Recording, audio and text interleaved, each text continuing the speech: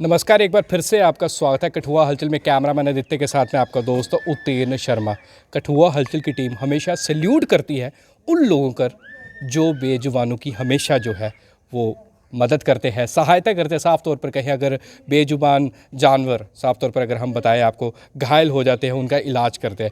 इस वक्त आदित्य के ज़रिए, कैमरामैन के ज़रिए आप देख रहे हैं एक छोटा सा पप्पी, और पप्पी जो है वो बड़े आराम से और खुशी खुशी खेल रहा है। अब आप सोचोगे इस पप्पी की क्या स्टोरी है। पप्पी की स्टोरी से पहले मैं आपको बता दूं कि कठुआ शहर में कई समाज सेवक हैं और बेजुबानों की जो है वो हमेशा कोई भी अगर बात होती है, चाहे उनका इलाज करना होता है, घायल हो जाते हैं, चारा देना है, बिस्किट देना है, वो देने आते हैं। अब एक और शख्स का नाम जुड़ रहा है, हमारी छोटी बहन ममता का। ममता, सबसे पहले तो स्वागत है आपका कठुआ हलचल में। हाँ जी, थैंक यू सर। सबसे पहले तो आप ये बताएं, इसकी स्टोरी बताइए, छोटे से पप्पी की स्टोरी बताइए, क्योंकि जब हम आ रहे थे तो हमें कई स्टोरीज़ आपके बारे में पता लगी। आपने यहाँ पर रेस्क्यू किया है, फिर कुत्ते को रेस्क्यू किया है, बछड़े का इलाज। अब पहले इस कुत्ते की स्टोरी बताइए, छोटे से पप्पी की।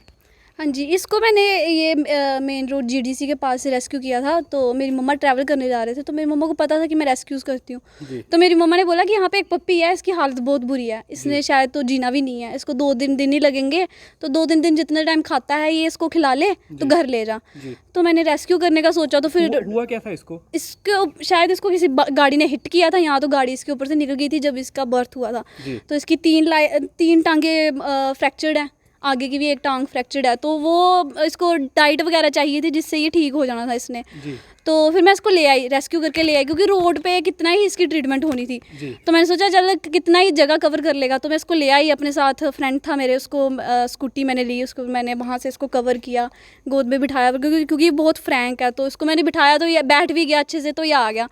तो उस दिन से लेकर अभी तक इसको कोई मैंने मेडिसिन वगैरह नहीं दी, क्योंकि ये इसको सिर्फ डाइट और केयर चाहिए थी। लव केयर होता है ना, कि किसी को इन्वायरमेंट वैसा मिल जाए तो वो खुश हो जाता है। इसको बस वो इन्वायरमेंट मिला और ये ठीक हो गया। शायद वीक और 2 वीक्स लगे होंगे और ये ठीक हो गया हुआ है। तो इसकी ये कहानी है कि इसको बस वही लव और केयर और बस फूड चाहिए था, वो इसको मिल रहा है और अभी ये खुश है।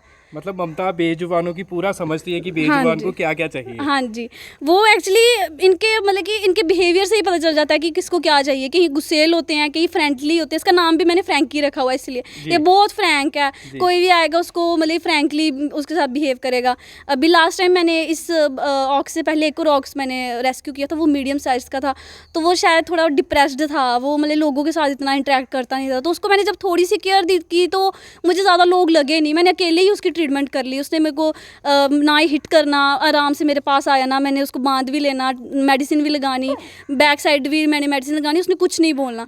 मेरे पापा बोलते कि देखो हिट करेगा ये, मैंने कहा भैया नहीं करेगा पापा, नहीं कर रहा है मेरे को ये, आराम से उसने लेट जाना ट्रीटमेंट उसकी जो मैंने करनी। तो इन एनिमल्स का ये होता है कि गुस्सा करते हैं, जब उनको ट्रस्ट हो जाए ना कि हाँ ये भाई हमारा इलाज करें, वो आराम से बैठ जाएंगे। जैसे इसका भी यही हिसाब है, अभी ये फ्रैंक हो गया, इसको चाहे मैं कुछ भी करूँ, ये मतलब कि किसी के साथ, हर एक के साथ फ्रैंक रहता है। ममता, कितने जानवरों को जो है वो रेस्क्यू कर चुके हैं आज तक?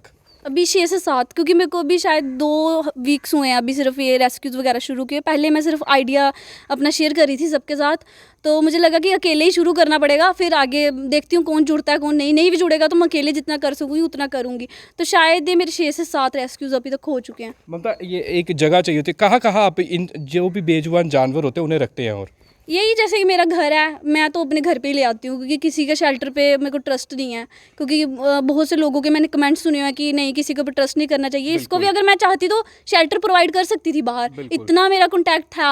लेकिन मैंने सोचा कि नहीं, मैं अपने पास ही रखना चाहती हूँ। जैसे कि ये मैंने इस ऑक्स के लिए शेल्टर अलग प्रोवाइड किया, मेरे मोहल्ले वाले थे, उनका ये शेल्टर था। तो मैंने उनको कहा मेरे को किराए पे दे दो, 3-4 महीने जितने टाइम तक ये जी रहा है तब तक मैंने इसको किराए पे रखना है। वहाँ पर भी चलते हैं। आदित्य, थोड़ा सा कैमरा पैन करके दिखा दीजिए कि यहाँ पर जो है ये ममता का घर है, और यहाँ पर जो है ममता इलाज भी करती है, और यहाँ पे सब्जी वगैरह भी लगी। तो खराब घर वाले नहीं डांटते कि यहाँ पर सब्जी खराब हो जाएगी हमारी? नहीं डांटते हैं, लेकिन पर तभी भी अब जब कोई अच्छा काम करोगे तो घर वाले कितना ही डांट लेंगे। 1 दिन डांटेंगे, 2 दिन डांटेंगे, 3 एटलीस्ट हमने उनको केयर करनी है। मैं बैक साइड भी अपने घर के बैक साइड डॉग्स के लिए शेड बनाने वाली हूँ। वो रूफ, बस सिर्फ रूफ का काम है, बाकी सब मैंने कर लिया हुआ सेट। कहाँ रखा है, वहाँ पर चले? हाँ जी, उस साइड है। तो दर्शकों, ये ममता जो है सारी बातें बता रही है, हम क्योंकि ग्राउंड पे आके देखते हैं। अब जिस तरह ये फ्रैंकी जो इन्होंने बताया, इसको रेस्क्यू किया, और अब यहाँ पर ऑक्स रखा है, वहाँ पर आदित्य चलते हैं और वहाँ की भी तस्वीरें जो है वो दर्शकों को दिखाते हैं।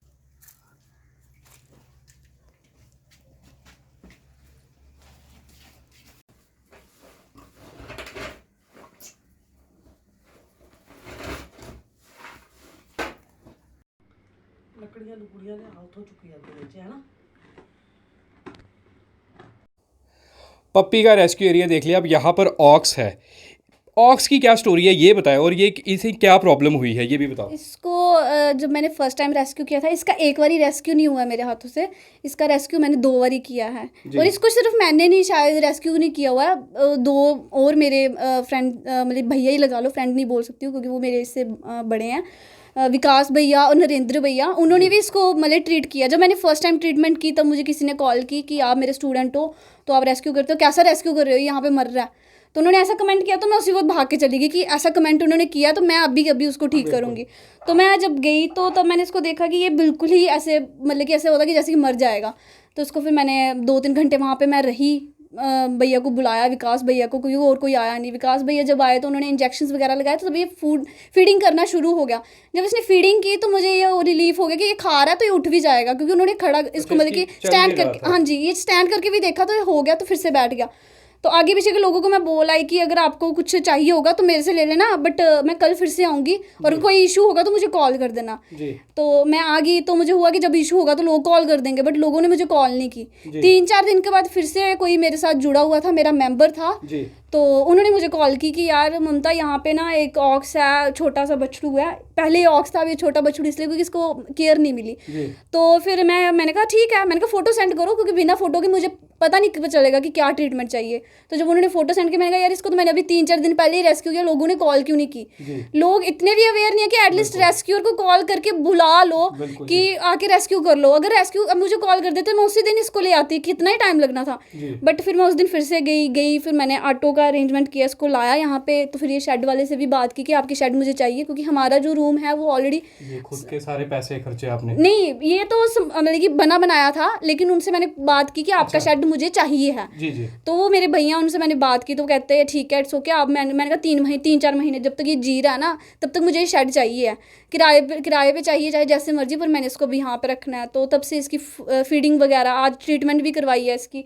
बट इसका ये इशू है कि इसको ना ही इंजेक्शंस अब कोई काम करेंगे, ना ही कोई ड्रिप वगैरह का इशू है, इसका स्पाइनल कॉर्ड का इशू है। तो वो स्पाइनल कॉर्ड इंसान भी नहीं ठीक हो सकता, तो इसका ये है। तो मैं तब तक, जब तक ये चाहता है जीना, जब तक इसको ख्वाहिश है जीने की, मैं तब तक इसको फीडिंग करवाऊंगी। इसका जितना भी होता है साफ़ सफाई का या फिर जितना भी, वो मैं कर लूँगी इसका तब तक का। तो दर्शकों ये तो था एक ऑक्स का। अब हम बाहर की तरफ चलते हैं। ये तो था ऑक्स का कि ऑक्स का किस तरह से ट्रीटमेंट चल रहा है, छोटे बछड़े का ये ममता जी ने बता दिया, और छोटे पप्पी का ट्रीटमेंट वो भी बता दिया। अब कुछ और बातें भी मैं पूछूंगा। ये जो इन्होंने कहा कि मैंने किसी से बात की है कि मुझे थोड़ी देर के लिए, जब तक जाहिर सी बात है अब हालत जो है वो काफ़ी गंभीर है बछड़े की, पर इन्होंने रिक्वेस्ट की तो उन्होंने भी अपना जो भी चाहे शेड कैरेज दे दिया। अब ममता एक और बात आती है कि इन सब चीज़ों के लिए जो है, चलो आपने बोल दी फैमिली तो चलो अब तो सपोर्ट कर रही है, फाइनेंशियल हेल्प की बात करूँ वो कहाँ से लेते हो फिर आप? फाइनेंशियल हेल्प एक्चुअली मैंने जब मतलब कि ये स्टार्ट किया तो मैंने अपने सोशल मीडिया पे सबके साथ शेयर किया। मैंने बस ये लोगों को बोला कि जो हेल्प करना चाहता है वो मुझे अपना कॉन्टैक्ट और एड्रेस बता दो कि इस एड्रेस से मुझे ये हेल्प मिल रही है। और मुझे अभी तक शायद 3 से 4 लोगों ने डोनेट किया है। मेडिसिन डोनेट करते हैं, कोई अपने हिसाब से फूड डोनेट करते हैं, कोई मनी डोनेट करता है। एक भैया मेरे साथ अच्छे से जुड़ चुके हैं जो बोलते हैं कि कहीं पे भी हेल्प चाहिए होगी मैं डोनेट कर दूंगा, आगे तू कर ले। तो मैंने भैया को बोला भैया आपकी मनी लगेगी, स्किल मेरा लगेगा, क्योंकि मनी तो हर कोई दे सकता है बट स्किल की बात आएगी तो कोई नहीं करेगा। तो ये आपने सीखा था कहीं से? नहीं, ये सीखने की क्या, ये तो मजाक की बात होगी। सीखने के एनिमल्स जो हैं उनको एक केयर की जरूरत। इलाज करना मतलब इलाज नहीं, इलाज मैं खुद नहीं करती हूँ। मैंने बताया कि मैं एक आर्ट स्टूडेंट हूँ, मैं मेडिकल स्टूडेंट नहीं हूँ। अगर होती तो शायद थोड़ा बहुत मुझे पता होता, लेकिन मैं मेडिकल स्टूडेंट नहीं हूँ। मुझे जितना पता है, जितना मैं कर पाती हूँ, मैं किसी को कॉन्टैक्ट करके या फिर डॉक्टर को कॉन्टैक्ट करके बुला लेती हूँ। अब डॉक्टर को बुलाना अगर वो विदाउट फ़ी आएगा तो ठीक, अगर फीस के साथ आएगा तो फीस भी दे दूँगी। बस मेरा ये काम है रेस्क्यू करके उसको लाना, वो मैंने अवेयर रखना अपने आप को कि कहाँ कहाँ ये हो रहा है और मैं जितनी हेल्प कर सकती हूँ उतना मैं कर सकूँ। तो अगर आने वाले टाइम में, मैं तो यही चाहूँगी कि आने वाले टाइम में मैं ये सीख भी लूँ। अगर मुझे इसकी ज़रूरत भी पड़ी तो मैं ये सीख भी लूँगी, इतनी भी मेरे को वो नहीं है। पर मेरे को ये है कि अभी केयर की मैं कर सकती हूँ केयर, और मैं जितना भी कर सकती हूँ उतना मैं करती हूँ अभी तक। पर ममता तब भी बहुत बड़ी बात है, सल्यूट है आपको। यहाँ पर लोग हिट करके चले जाते हैं आवारा जानवरों को और गाड़ी तक नहीं रोकते, पर आप उन्हीं जानवरों को उठाकर जो है वो घर पर लेकर आती है, घर पे डॉक्टर बुलाते हैं। ये काफ़ी काबिल तारीफ़ है, ये कोई छोटी बात नहीं है। इसके साथ ही दर्शकों हम आपको फोटोग्राफ्स भी देते जाएंगे, क्योंकि इन्होंने कई अच्छा हाँ रेस्क्यू करके जब वो ठीक हो जाते हैं, अब ये पप्पी को तो रख लिया, तो बाकी जो जानवर है उन्हें कहाँ छोड़ा आपने? वो इससे पहले, इस ऑक्स से पहले एक ऑक्स को मैंने ठीक किया। उसकी शायद किसी डॉग ने उसको काट दिया था, उसका स्किन ही बड़ा हड्डी दिखाई दे रही थी बीच में, इतना गहरा घाव था, शायद वो देखने भी ना हो। मैंने फेसबुक पे भी अपने शेयर किया हुआ है। उसको मैंने 2-3 दिन अपनी साइड से जितनी केयर होने लगी, मैंने नरेंद्र सर से पूछा कि क्या लगेगा, उन्होंने कहा बीटाडीन लगाओ, नॉर्मल हल्दी वगैरह लगाओ तो ये ठीक हो जाएगा। मैंने 3-4 दिन उसकी केयर की। वो बहुत फ्रैंक था, तो वो बड़ा आराम से बैठा रहता था, ऑक्स की तरह अग्रेसिव नहीं था।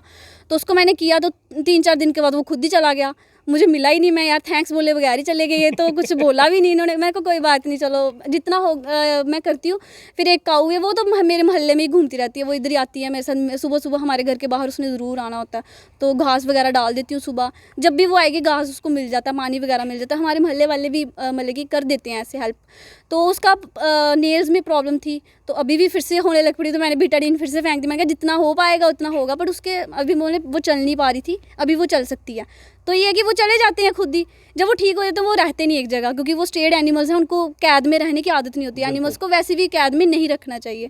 और मेरा यही मोटिव है कि लोगों को ये बोलना कि जो मैं ये कर रही हूँ, मैं नहीं चाहती कि मुझे इसकी शाबाशी मिले। क्यों? ऊपर वाला तो देगा ना शाबाश। नहीं, क्यों? क्योंकि मैं चाहती हूँ कि ये चीज़ नॉर्मल हो जानी चाहिए। हर एक घर में एक रेस्क्यूअर हो ना, तो मुझे शाबाशी ना मिले मुझे काफ़ी है। अच्छा, अगर मान लीजिए इस वक्त हम कठुआ है, ममता को अभी कॉल आता है लखनपुर से कि यहाँ से एक जानवर को रेस्क्यू करना है, तो ममता जाएगी? हाँ जी, जाऊंगी मैं। मतलब कि मैं वहाँ पे जाऊंगी, वो माहौल देखूंगी कि अगर ये यहाँ पे सेफ है तो मैं रहने दूंगी। नहीं, अगर लोग देखो ना, लोग पल्ला झाड़ देते हैं, लोग नहीं कहते कि हमारे पास रहे बस कॉल ही करते हैं लोग, वो मुझे पता है। कहीं तो कॉल भी नहीं करते, और कईयों के सामने अगर पड़ा भी होगा तो कहेंगे यार बथेरे मरा दे। डोगरी बहुत लोग डोगरी बोलते, बथेरे मरदे, अहीं क्या करचे। देखो आप भी मरोगे किसी दिन रोड पे। अगर मैं ऐसा कर रही हूँ ना, तो मैं जिस दिन रोड पे मरूंगी मुझे 100 बचाने वाले आएंगे। तो अब लोग बोलते हैं कि इंसानों के साथ ऐसा होता है, ऐसा होता है। मैं तो बोलती हूँ इंसानों के साथ बिल्कुल सही होता है, क्योंकि जो जैसा पीछे करके आएगा वो आगे भुगतेगा। मैं अगर रात को कहीं रेस्क्यू करने जाऊंगी तो मैं ये डर के नहीं जाऊंगी कि कोई मेरे साथ गलत करेगा। क्यों? क्योंकि मैं अच्छा करने के लिए जा रही हूँ, तो मेरे साथ कभी बुरा नहीं होगा। अगर बाई चांस कॉल आ जाती है, पहले तो मैं कठुआ में देख लेती हूँ कि कठुआ में कोई हो ना, ध्यान रखती हूँ। सबको मैंने बोला भी है, जितना मेरे से अपना नंबर फैलाने हुआ, मैंने स्प्रेड करने हुआ, मैंने किया। अब बात रही लखनपुर की, तो मैं चली भी जाऊँ वहाँ पे, मैं विजिट भी कर लूँ, देख लूँ कि ये किसके हाथ का काम है। अगर ये डॉक्टर का है तो मैं डॉक्टर को बुला लूँगी। अगर कोई नॉर्मल रेस्क्यू, इसको सिर्फ इंजेक्शन लगाना है, मैं इंजेक्शन वाले को बुला लूँगी। क्या इसको लगी है, अगर इसको केयर चाहिए, घर जाके लेना है, तो मैं वो भी कर लूँगी। क्या बात है, मतलब आप घर पे ले आओगे। सल्यूट है ममता आपको, आपकी जो बातें हैं ना, ये सिर्फ बातें नहीं है, ये आपने सच में जो है ग्राउंड पे जो है इन्हें सच करके भी दिखाया। अब ममता एक बड़ा ज़रूरी सवाल पूछूंगा, कुछ ही दिनों के बाद अब गोपाष्टमी आने वाली है। अभी गोपाष्टमी आने वाली है, बड़े बड़े कार्यक्रम किए जाएंगे, बड़ी बड़ी तस्वीरें खींची जाएंगी, पर कुछ ही दिनों पहले अभी भी चल रहा है लंपी स्किन वायरस, उसकी तरफ कितना ध्यान दिया जा रहा है, क्या कहेंगे? नहीं, मैंने अगर मेरे कॉन्टैक्ट में मैंने जितने भी देखे हैं, अभी जिस आप एरिया में खड़े हो, इधर ही थोड़े ही 2-3 घर छोड़ के 2-3 भाई हैं मेरे, वो पुरानी मेरी कॉलोनी थी, वहाँ के भी भाई कॉलोनी के जो लंपी के साथ मतलब कि केयर कर रहे थे वो, तो उनसे भी कॉन्टैक्ट हुआ। उन्होंने मुझे कहा कि हम ऑलरेडी इसमें कर रहे हैं। तो मेरा तो यही मोटिव है कि मैं हिंदू मुस्लिम ऑब्वियसली हम जनरेशन में ये नहीं मानती। मेरे हिसाब से हिंदू हो चाहे मुस्लिम हो, सबसे पहला धर्म होता है इंसानियत का। इंसानियत का धर्म। अब हम एलियन से इसलिए डरते हैं क्योंकि एलियंस हमें वैसे ट्रीट करते हैं जैसे हम एनिमल्स को करते हैं। तो हम एनिमल्स हमसे इसलिए डरते हैं क्योंकि हम उनके लिए एलियंस हैं।